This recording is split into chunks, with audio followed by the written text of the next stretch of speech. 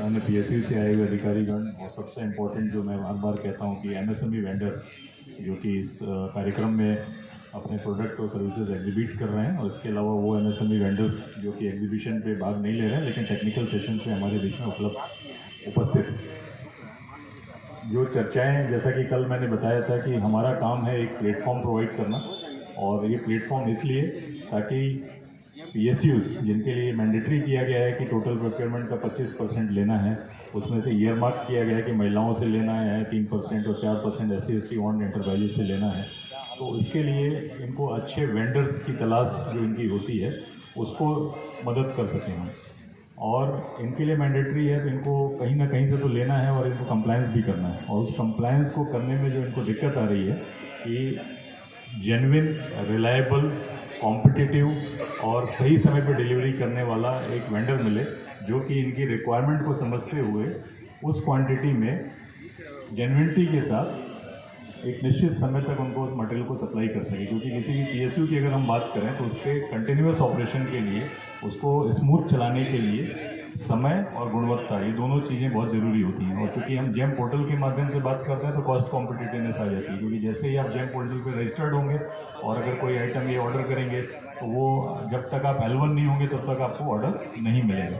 तो इस रिक्वायरमेंट को पूरा करने के लिए हमने पीएसयूज को भी आमंत्रित किया है। आप इसका इंपॉर्टेंस समझ रहे हैं, जैसा CMD BCCL ने भी बोला था, और जादूगोड़ा से चलकर डायरेक्टर टेक्निकल हमारे बीच में आज खुद उपस्थित हुए हैं आप लोगों से मिलने के लिए, हमसे मिलने के लिए। तो इनकी क्या रिक्वायरमेंट है, कौन सा प्रोडक्ट चाहिए, स्पेसिफिकेशन क्या है, क्वालिटी क्या है, डिलीवरी टाइम क्या है, कॉस्ट क्या है, अदर फीचर्स क्या हैं, ये इनके टेक्निकल अधिकारी आप लोगों से डिस्कस करेंगे। और दिस इज़ द टाइम जहाँ पर कि आप इनसे इंटरेक्ट कर सकते हैं कि ठीक है, अगर कोई SC/ST एंटरप्रेन्योर है या कोई महिला entrepreneur, this is the time when आप इनके टेक्निकल अधिकारी से डिस्कस कीजिए कि मैं ये प्रोडक्ट बनाता हूँ, ये मेरा स्पेसिफिकेशन है, ये मेरी टाइम लाइन है, मैं ये सर्विस ऑफर करता हूँ, ये मेरे पास स्ट्रेंथ है, इतने मेरे पास आदमी है। और अगर उनको रिक्वायरमेंट है तो आपको बताएंगे कि आप कैसे जेम पे रजिस्टर्ड हो सकते हैं, कैसे सर्विसेज ऑफर कर सकते हैं, प्रोडक्ट ऑफर कर सकते हैं। दूसरा, अगर आप कुछ नहीं बनाते हैं, जिनकी आप जो बनाते हैं उनकी इमीडिएट रिक्वायरमेंट नहीं है, आप इनसे पूछ सकते हैं कि भाई आप ये बताइए कि आपकी रिक्वायरमेंट क्या है, कौन से आइटम है जो मेरे प्रोडक्ट या सर्विसेज से मिलते जुलते हैं। तो आप अपना थोड़ा सा डाइवर्सिफिकेशन करके आप पीएसयूज के साथ बात करके उस प्रोडक्ट को बना सकते हैं। प्रोडक्ट लाइन में थोड़ा चेंज कीजिए, सर्विसेज में कुछ ऐड ऑन कीजिए, कुछ और मैन पावर ऐड कीजिए, अपने उद्यम रजिस्ट्रेशन सर्टिफिकेट में उसको आप इंक्लूड कीजिए। तो उससे आप एक ऐसा प्रोफाइल तैयार कर सकते हैं जो कि इनको सूट करेगा। इन्हें तो ऑर्डर देना ही है और आपको लेना है, और बस उसके बीच में जो गैप है उस गैप को पूरा करने के लिए प्रोग्राम का उद्देश्य है। तो यहाँ पर जो डिस्कशंस होना चाहिए वो टेक्निकल होना चाहिए कि दिस इज़ माई ऑफरिंग, ये हम ऑफर कर रहे हैं, ये मेरा स्ट्रेंथ है, आपको क्या रिक्वायरमेंट है वो बताइए, मैं अपने आप को उस हिसाब से चेंज करूँगा, और आपका जो प्रोडक्ट और ऑफर उसके हिसाब से अपने आप को चेंज करेंगे। तो ये अगर ये गैप खत्म होगा तो ऑटोमेटिकली आप एक दूसरे से जुड़ जाएंगे। अभी जैसे फीडबैक मिल रहा है कि कोई कॉन्ट्रैक्ट, मान लीजिए किसी मशीन को चलाने के लिए कोई सर्विस के रिक्वायरमेंट है। एक एग्जांपल लेते हैं, कैंटीन चलाना है। कैंटीन को चलाने के लिए किसी भी पीएसयू में बहुत सारी कैंटीन होती है। कैंटीन को चलाना है, कैंटीन को चलाने के लिए हमें एक टेंडर करना है। टेंडर इन्होंने कर दिया, टेंडर किसी पार्टी को चला गया जो हो सकता है कि उस पर्टिकुलर लोकेशन का ना हो, वो उसने मैन पावर एम्प्लॉय कर दिए, और उसके बाद किसी वजह से 1 महीने के बाद वो वेंडर ये कहता है कि मेरे पास सफिशिएंट आदमी नहीं है या मेरे पास चलाने के लिए बजट नहीं है, अब हम आपका कैंटीन चलाएंगे लेकिन अपने एम्प्लॉय को पेमेंट नहीं करेंगे। अब जो एम्प्लॉय उस वेंडर ने अपने इंगेज किया वो तो फिर उस कंपनी से डिमांड करेगा कि भाई पैसे हमें नहीं मिल रहे हैं, हम आपके यहाँ काम कर रहे हैं।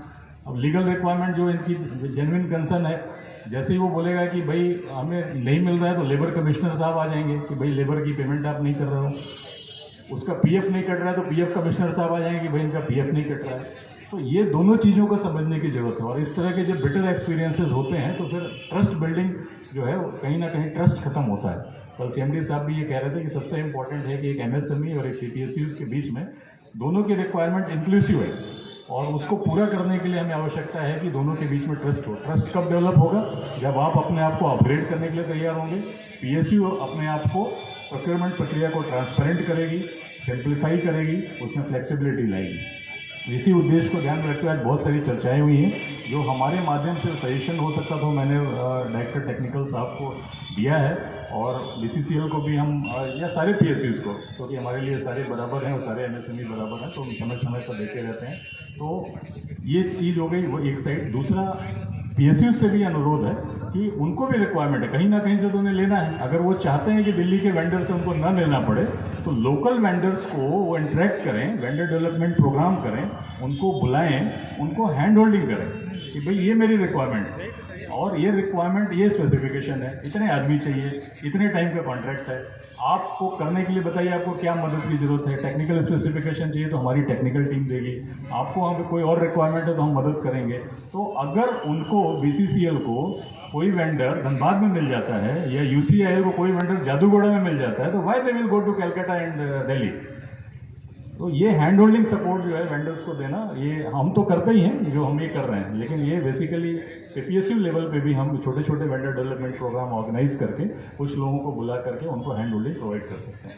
तो दिस इज़ द सॉल्यूशन जिसके माध्यम से हम लोग एक MSME और PSU मिलकर आगे बढ़ सकते हैं। यहाँ पे जो भी वेंडर्स आए हुए हैं, जिनको ऐसा लग रहा है, मैंने बताया था कल भी कि आप टेक्निकल टीम के साथ डिस्कस कीजिए। इस टेक्निकल प्रेजेंटेशन के बाद भी अधिकारी अवेलेबल रहेंगे, आप 1-to-1 उनसे बात कीजिए।